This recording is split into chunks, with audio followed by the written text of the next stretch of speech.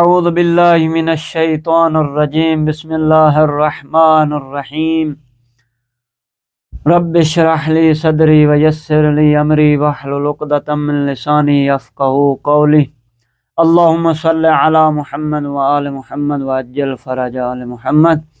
آج ہم دوسرے درس کے دوسرے مرحلے کی طرف جاتے ہیں، جو یہاں پہ یعنی اس درس میں ہدف کیا ہے اس طالب علم کے لیے، اس اسٹوڈنٹ کے لیے، اس زبان یاد کرنے والے شخص کے لیے کیا ہدف ہیں، ان کو ہم اب بیان کرتے ہیں۔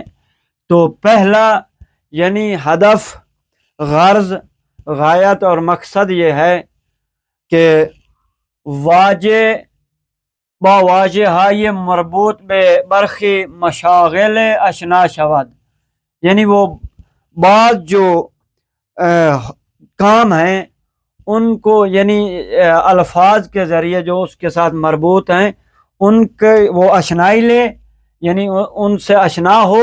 و بتواند آنہارا از ہم تمیز دہد، یعنی ان کو پھر کیا کرے، وہ اتنی طاقت اور قدرت رکھتا ہے کہ وہ ان کو ایک دوسرے سے جدا کرے۔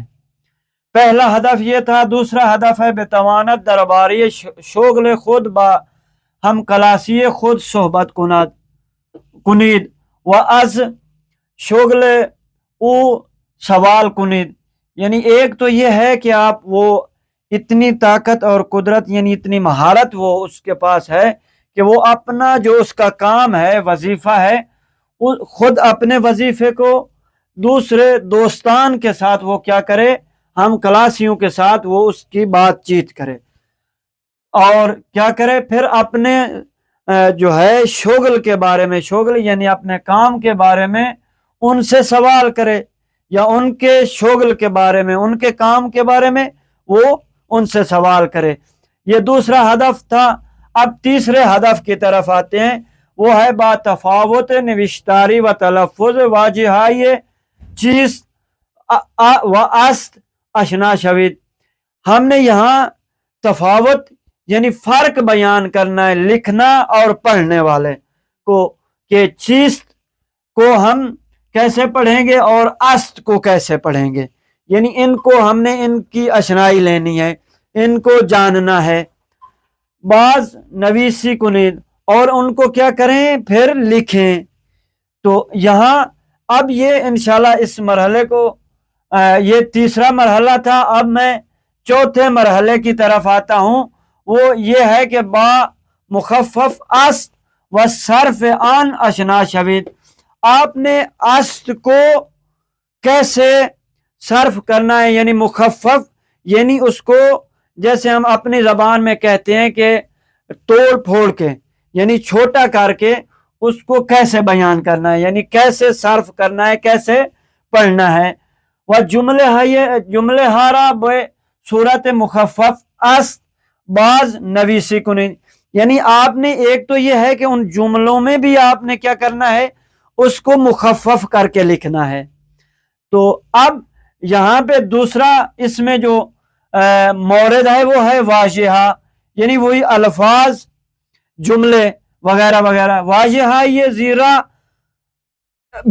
بشنوید و تکرار کنید، نیچے یہ جو میں نے یہ جو الفاظ لکھے ہیں، ورڈ لکھے ہیں یا یہ جملے لکھے ہیں، ان کو آپ نے کیا کرنا ہے، ان سے اشنائی لینی ہے، ان کو یاد کرنا ہے۔ پہلا کیا ہے، پہلا ہے دانشجو یعنی اسٹوڈنٹ، دوسرا استاد، یعنی استاد کا تو آپ لوگوں کو پتہ ہے، سب جانتے ہیں، اردو میں بھی استاد کہتے ہیں۔ اور تیسرا ہے پولیس، پولیس ہم بھی پولیس کہتے ہیں، یہ بھی پولیس کہتے ہیں۔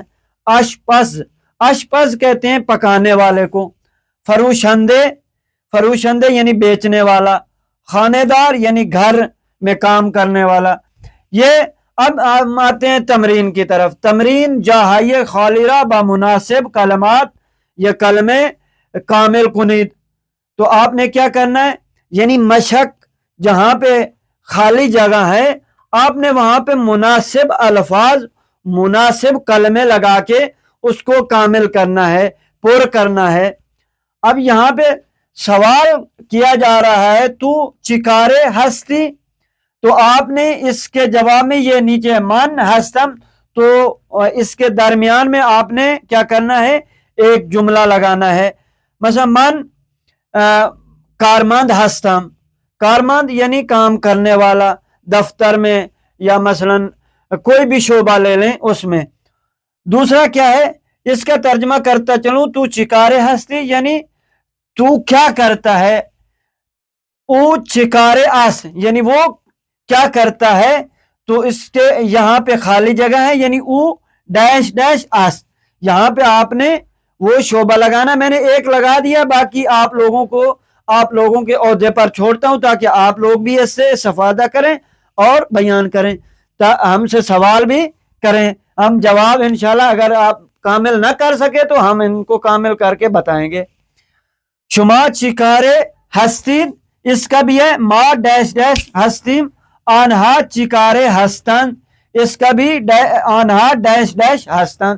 یہ آپ لوگوں نے انشاءاللہ ہمیں کومنٹس میں یا ہماری واٹس ایپ نمبر وہاں پہ فیس بک پہ دیا ہوا ہے، وہاں پہ ہمیں میسج کرنا ہے اور بتانا ہے. والسلام ورحمۃ اللہ وبرکاتہ.